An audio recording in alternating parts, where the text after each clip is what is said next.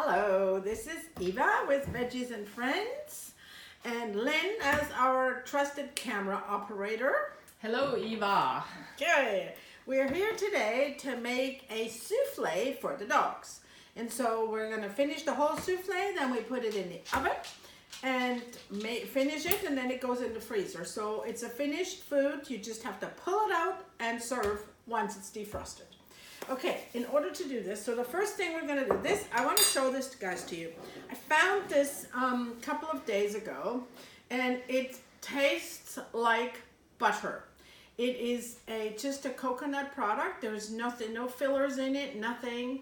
And I'm going to use it actually to pre-steam or pre-cook the kale a little bit that we're going to use for this, because it just takes up less room in the pan.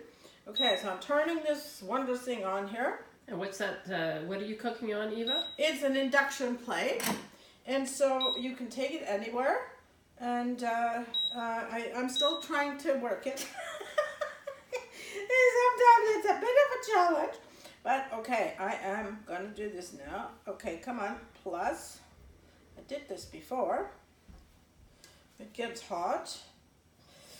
Okay, we'll do that. Okay. Okay. All right. So I'm putting in maybe just about this much in here, and then I am also going to put the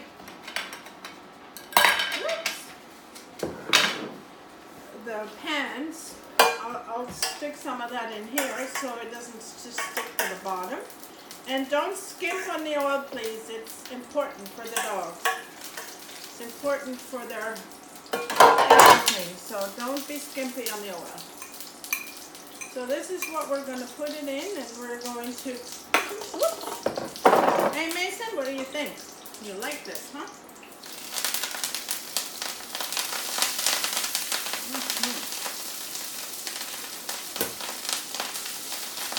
So,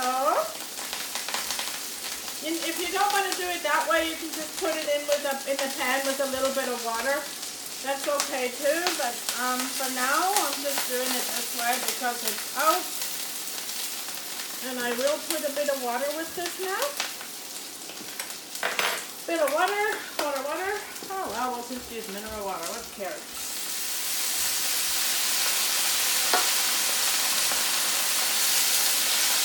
Okay. Done. Okay, done. So, sometimes what I also put in there is a bit of apple cider vinegar. Apple cider vinegar is very good for them.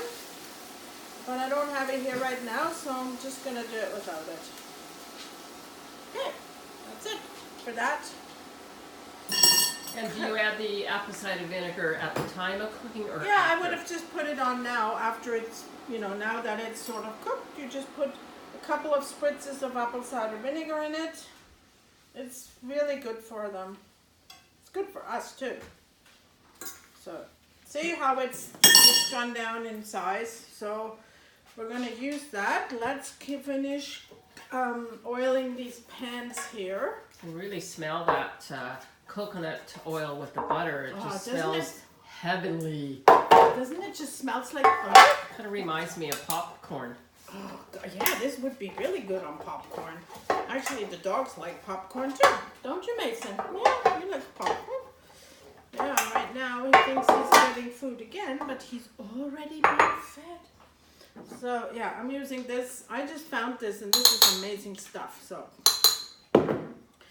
your dogs will love this because it really tastes, Dogs are going to love it. I'm going to love it. Okay, yes, I know. This is really good. But you can't have this, Lynn. This is for the dogs. Darn. Yeah, so. Making me hungry. There we go. There we are. And we'll see how much we have left. We might need another one of those little things, but.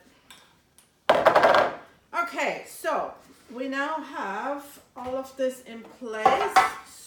So the first thing we're gonna put in the bottom is this banana. It's called a banana squash. And the banana squash, oops, Uncle Ian cut it all into nice thin pieces. And so we're gonna put that in the bottom to start. And so, yeah, so just put a fairly thick layer in the bottom. And this is not pre-cooked, this is just the raw squash.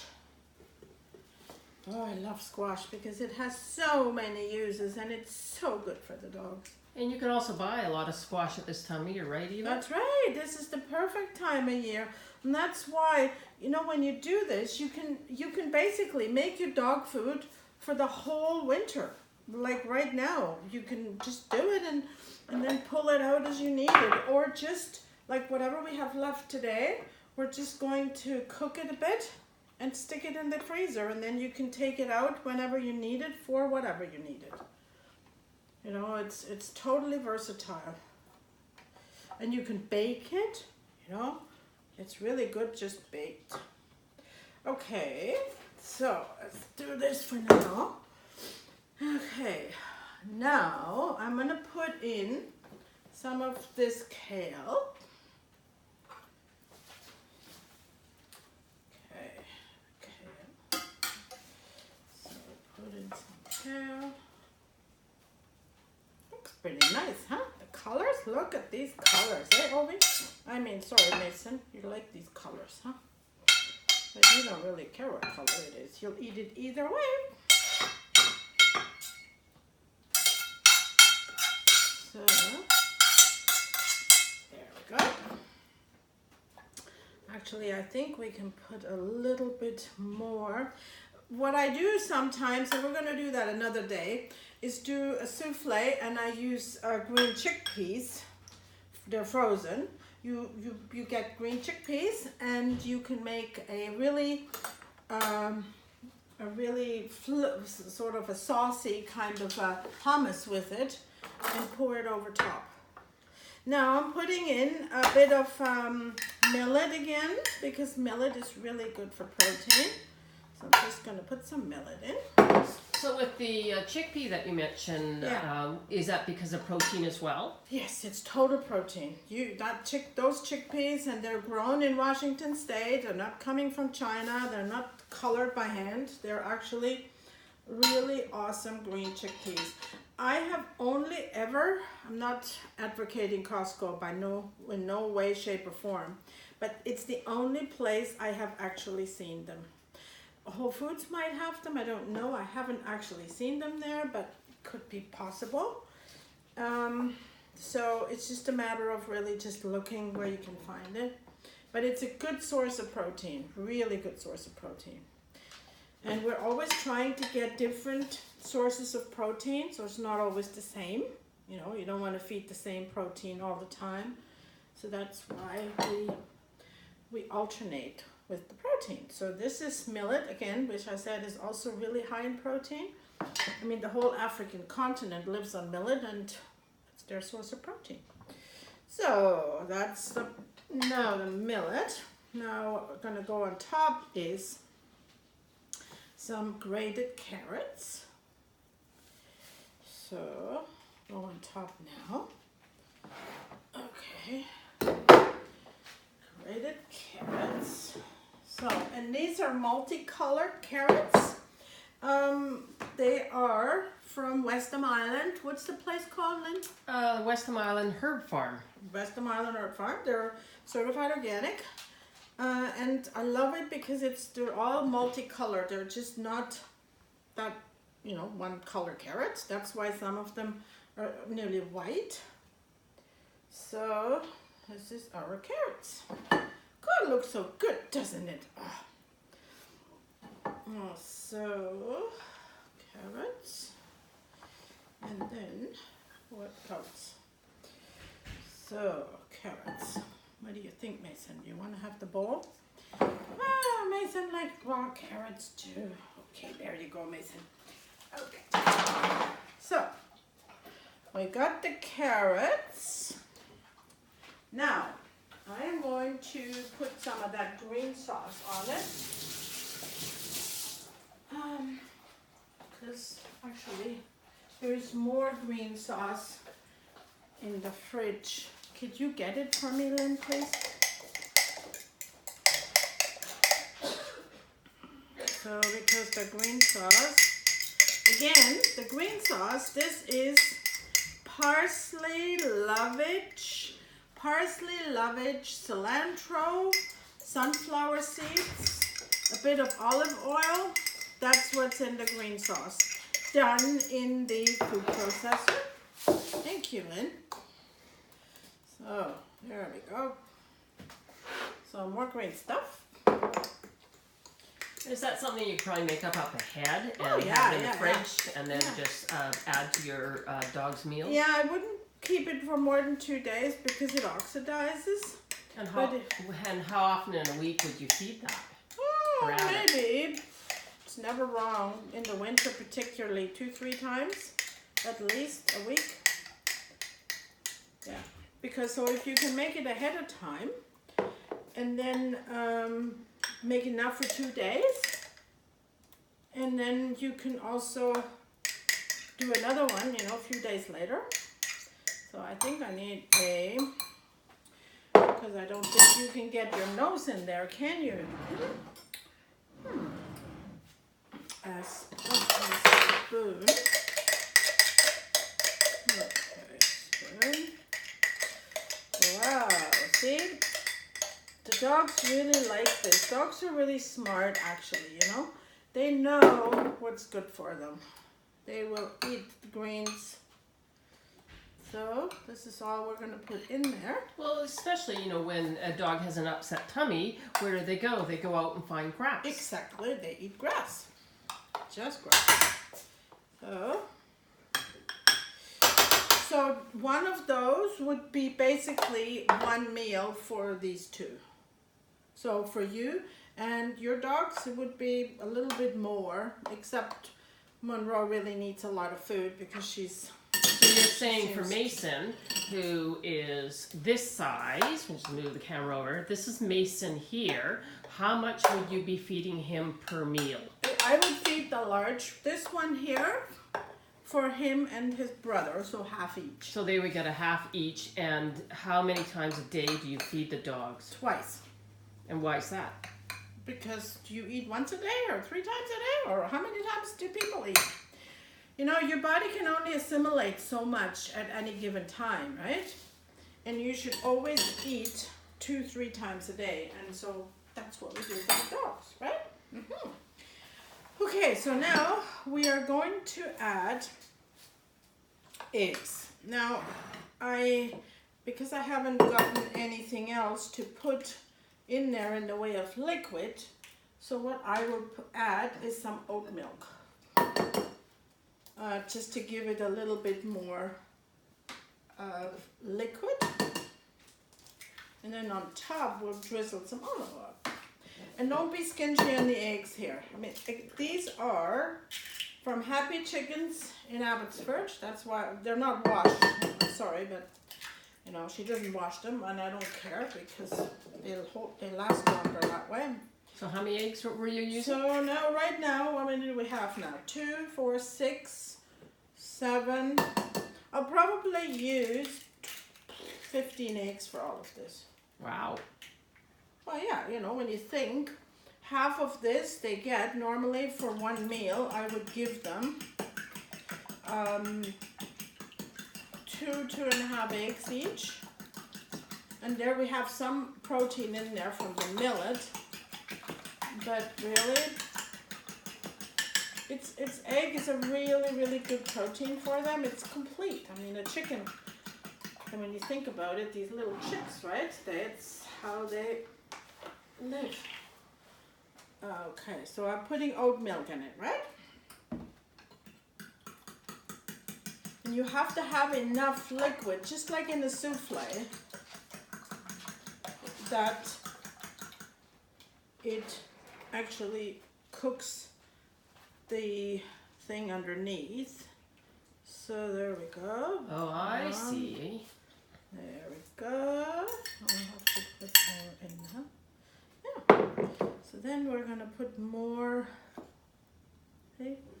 Just sort of work it in so there's enough liquid. Okay. Same here. I think I have to put a little bit more in here. And so what we do then with this is we're going to use more of the bits of banana squash. Put that on top. Makes it nice and crunchy on top. So, yeah, and that cooks well. And then I cook it, I put it in a hot oven at about 400, that's Fahrenheit, that's about 190 Celsius. And then turn it down after about 10 minutes. And you cook it for how long total? Well, I'm really bad that way. I'm gonna look in the oven and see when it's done, but you probably need about 40-45 minutes in total. So you would turn it down to about 350 after about 10 minutes? Maybe 360.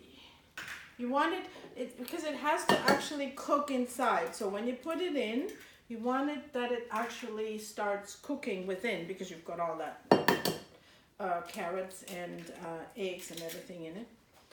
So I have another 5 eggs here. Ooh, that was a nice shell.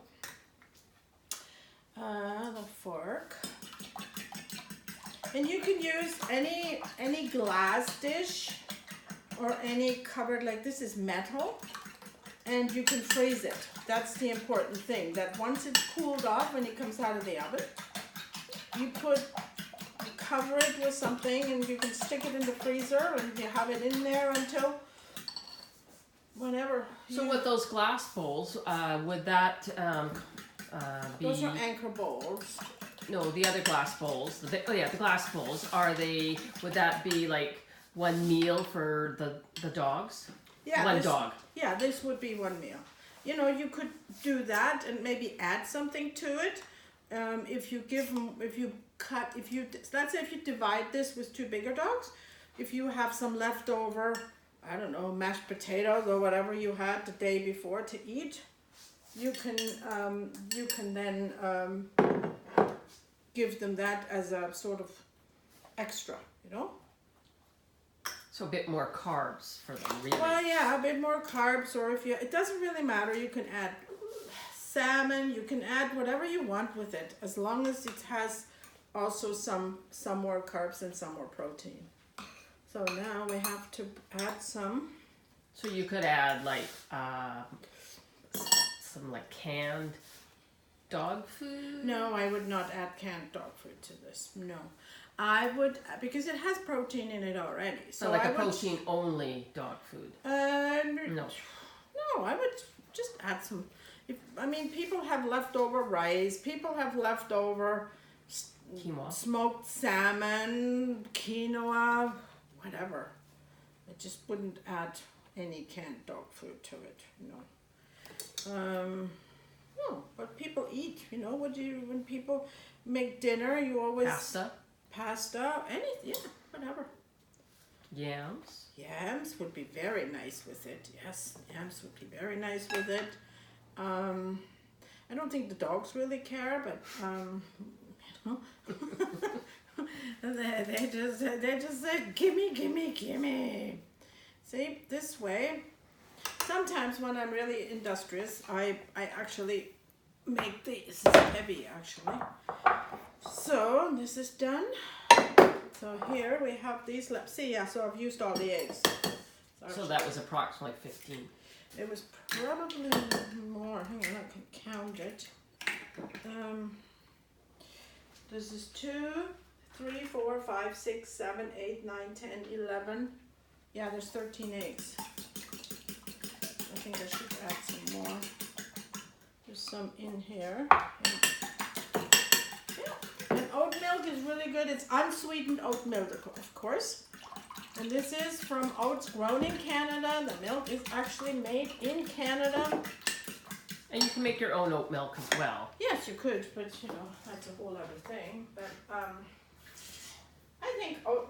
I think the unsweetened oat milk to me is a really good alternative because they like it.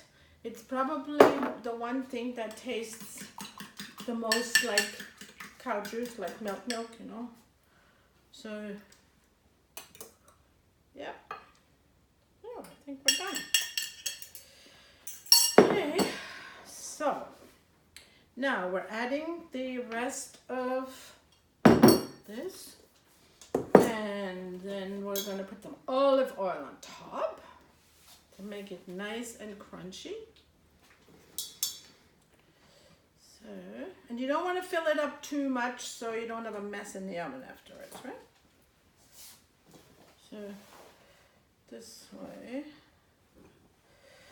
I tell you, it looks so nice afterwards when you cut it. When you take it out of the oven and when it's cooled off and you can give it to them and it looks so nice. It looks just like, yeah, it looks really nice. And the most important thing is it's very healthy. So there we go. And if you wanted to, I didn't put any in here, but I could have. If you have really finicky dogs that, oh, well, I don't know. Add some nutritional yeast flakes to it when you actually put up the eggs because it gives it a really cheesy flavor. So it's just gonna taste just like as if you were adding cheese. And nutritional yeast is really good for them because it has a lot of B vitamins. And when would you put that on? I would have just added it with the eggs. Okay. So here is olive oil, organic olive oil. So I'm gonna just sprinkle that over top so it doesn't dry out. Same here. Okay, we will put this in the oven and then we will show you a picture what it looks like when it's all done. Okay, and this way we are, see, like I said, don't be skimpy on the oil because this is what actually, and also if you have really finicky dogs, oil is what really keeps it. So this is what we got out of this. We have this, this, and this. And you haven't even made a dent in that one banana squash. That's right. So can you imagine how economical this is? I mean, making your own dog food is not expensive at all. You know, and you can, like with this squash there, maybe what we can do is just also stick it in the oven in a separate thing. And then you have already baked squash that you can add with a can of dog food, right? Okay, that's it for today. We'll send you a picture. We'll show you a picture of the finished product. Thank you.